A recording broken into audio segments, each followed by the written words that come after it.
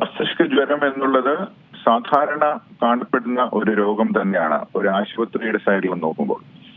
അതായത് മസ്തിഷ്ക ജ്വരം എന്ന് പറഞ്ഞാൽ ബ്രെയിൻ ഇൻഫെക്ഷൻ. അത് പല കാരണങ്ങൾ കൊണ്ടുണ്ടാകാം. ഇന്ത്യയിൽ 6 ലക്ഷം പേരാണ് ഒരു വർഷം കണക്കിൽപ്പെടുന്ന മസ്തിഷ്ക ജ്വരം കേസുകൾ. അതിൽ 50,000 മരണങ്ങളാണ് ഒരു വർഷം ഇന്ത്യയിൽ നടക്കുന്നത്. ഇത് പബ്ലിഷ് കേസസ് ആണ്. പബ്ലിഷ് ചെയ്യപ്പെടാത്ത അനവധി കേസുകൾ വേറെ ഉണ്ടാകും.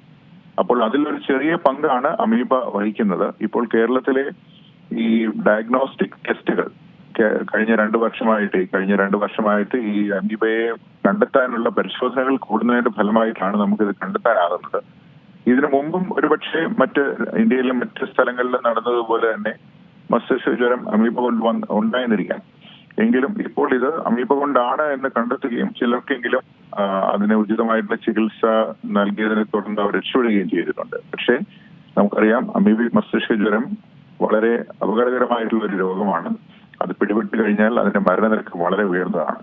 പക്ഷേ നേരത്തെ സൂചിപ്പിച്ചതുപോലെ വളരെ നേരത്തെ തന്നെ അത് കണ്ടെത്താനാവുകയാണെങ്കിൽ, അതായത് രോഗി വന്ന് ഉടൻ തന്നെ ആ സ്പൈനൽ ടാപ്പ് ചെയ്ത് ആ സമയത്ത് തന്നെ ഇത് മൈക്രോസ്കോപ്പിന് അടിയിൽ വെച്ച് നോക്കി ആ നീരിൽ, നമ്മുടെ നട്ടിലിൽ നിന്നും കുത്തിയെടുത്ത നീരിൽ അമീബകൾ ഉണ്ട് എന്ന് വിദഗ്ധനായിട്ടുള്ള ഒരു ഡോക്ടർക്ക് കണ്ടെത്താനാവുകയാണെങ്കിൽ ആ സമയത്ത് തന്നെ ഉചിതമായിട്ടുള്ള ചികിത്സ സ്റ്റാർട്ട് ചെയ്യാൻ സാധിക്കും. സാധാരണ വെറുതെ ഈ ടെസ്റ്റ് കൂടാതെ ഇങ്ങനെയുള്ള ചികിത്സകൾ സ്റ്റാർട്ട് ചെയ്യാൻ സാധിക്കുകയില്ല. അതുകൊണ്ട് തന്നെയാണ് കർണാടകം, തമിഴ്നാട്, മറ്റ് ഇതര സംസ്ഥാനങ്ങളിലൊക്കെ ഇങ്ങനെ ഈ റൂട്ടീനായിട്ട് ഇങ്ങനെയുള്ള ടെസ്റ്റുകൾ ചെയ്യുന്നില്ല. അവിടെയുള്ള ഏറ്റവും വലിയ ആശുപത്രികൾ അന്വേഷിച്ചാൽ പോലും, ഞാൻ നേരിട്ട് അന്വേഷിച്ചത് തന്നെയാണ്, അവിടെയെങ്കിലും ഇങ്ങനെയുള്ള റൂട്ടീനായിട്ട് പതിവായിട്ട് ഇങ്ങനെയുള്ള ടെസ്റ്റുകൾ ചെയ്യുന്നില്ല കേരളത്തിൽ ചെയ്യുന്നത് പോലെ.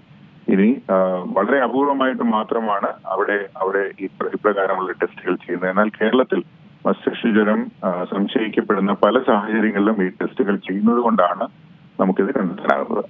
ഏറ്റവും പുതിയ വാർത്തകളും വിശേഷങ്ങളും വിരൽത്തുമ്പിലറിയാൻ സീ മലയാളം ന്യൂസ് എല്ലാ ഡിജിറ്റൽ പ്ലാറ്റ്ഫോമുകളിലും ലഭ്യം.